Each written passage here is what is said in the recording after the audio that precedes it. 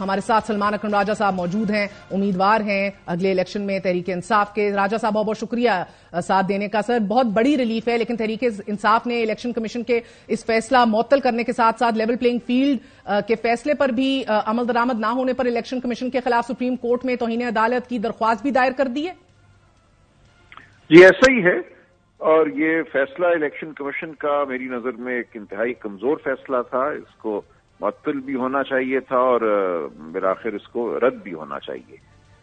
آج جو معاملہ ہوا وہ آئین اور قانون کے مطابق ہے۔ لیول پلینگ فیلڈ کا معاملہ اپنی جگہ ہے۔ ہم پچھلے 4-5 دنوں سے جب سے یہ مرحلہ شروع ہوا ہے کاغذات نامزدگی کی کو پیش کرنے کا اور پھر اس کے بعد اسکروٹنی کا، اس میں نظر آ رہا ہے کہ مخصوص جو ارکان ہیں، جو لیڈران ہیں پی ٹی آئی کے، ان کو کاغذات داخل کرنے سے روکنے کی بھرپور کوشش کی گئی، اور آج جب اسکروٹنی کا عمل شروع ہوا تو پھر کوشش کی گئی کہ ان کے کاغذات جو ہیں اسکروٹینائز نہ کیے جا سکیں، جو تائید کنندہ ہے، جو سیکنڈ پرپوزر ہیں، وہ پیش نہ ہو سکیں ریٹرننگ افسر کے سامنے۔ بہرحال سارا دن ایک جنگ کا عالم رہا، ایک کانفلکٹ کا عالم رہا، متبھیڑ رہی۔ بہت سی جگہوں پہ ہمیں کامیابی ہوئی بالآخر، اور بہت سی جگہوں پہ ابھی معاملہ راجہ صاحب، مگر اب تو بلے کا نشان بھی مل گیا اور کاغذات نامزدگی بھی سب سے زیادہ تحریک انصاف نے جمع کرائی ہیں، تو 2800 کے لگ بھگ ہیں، یہ تو سب جماعتوں سے زیادہ ہیں، تو یہ تو سٹیپ بائی سٹیپ آپ کو لیول پلینگ فیلڈ یقینی بنا کے دی جا رہی ہے۔ اگریڈ؟ نہیں، بنا کے کوئی نہیں دے رہا، یہ ہماری جدوجہد ہے، ہماری کوشش ہے۔ لیکن دیکھیں، جو یہ بات کی جاتی ہے نا کہ سب سے زیادہ کاغذات تحریک انصاف کی طرف سے امیدواروں نے جمع کرائے، تو وہ تو صرف اس بات کا اظہار ہے کہ تحریک انصاف ملک کی سب سے بڑی سیاسی جماعت ہے۔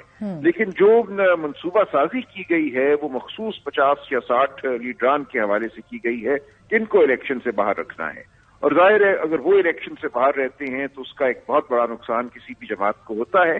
لیکن ہماری یہ کوشش ہے جو بڑی حد تک کامیاب ہوئی ہے کہ ان لوگوں کو بھی کاغذات داخل کرنے کا موقع ملے، ان کی اسکروٹنی بھی ہو۔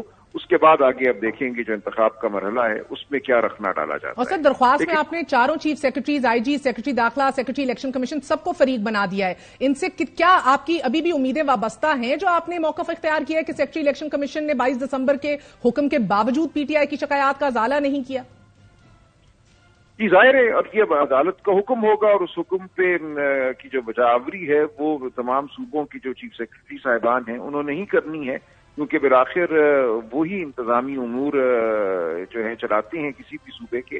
وہاں کی پولیس، وہاں کی سول سروس، وہاں کی جو ریٹرننگ افسر ہیں جو کہ اس دفعہ سول سروس سے لیے گئے ہیں یا ایڈمنسٹریشن سے لیے گئے ہیں، ان کے اوپر اختیار جو ہے وہ چیف سیکرٹری صاحبان ہی کو ہے۔ لہٰذا عدالت کا جو بھی حکم ہوگا اس پہ وہ عمل کریں گے۔ لاسٹ کوشچن سر، اب یہ 100% انشورڈ ہے کہ اب آپ کو بلے کا نشان مل رہا ہے؟ کوئی اور ایسی قانونی چارہ جوئی تو نہیں اختیار کی جا سکتی، چاہے الیکشن کمیشن کی طرف سے یا درخواست گزار کی طرف سے، کہ یہ پھر ریورس ہو جائے؟ دیکھیے، میری نظر میں اب بہت مشکل ہے اس فیصلے کا ریورس ہونا، لیکن خالصتاً تکنیکی سطح پہ بھی بالکل ممکن ہے کہ سپریم کورٹ میں چیلنج ہو سکتا ہے۔ جنوری میں جب یہ مقدمہ 2 جج صاحبان کے سامنے لگے تو وہ کوئی دوسرا فیصلہ کریں، حالانکہ ایسا مجھے ہوتا نظر نہیں آتا۔ یہ بھی ممکن ہے کہ اس فیصلے کے خلاف الیکشن کمیشن سپریم کورٹ چلا جائے اور سپریم کورٹ اس فیصلے کو معطل کر دے، مجھے یہ بھی ہوتا نظر نہیں آتا۔ بہت بہت شکریہ۔ آج یہی گمان کرنا چاہیے۔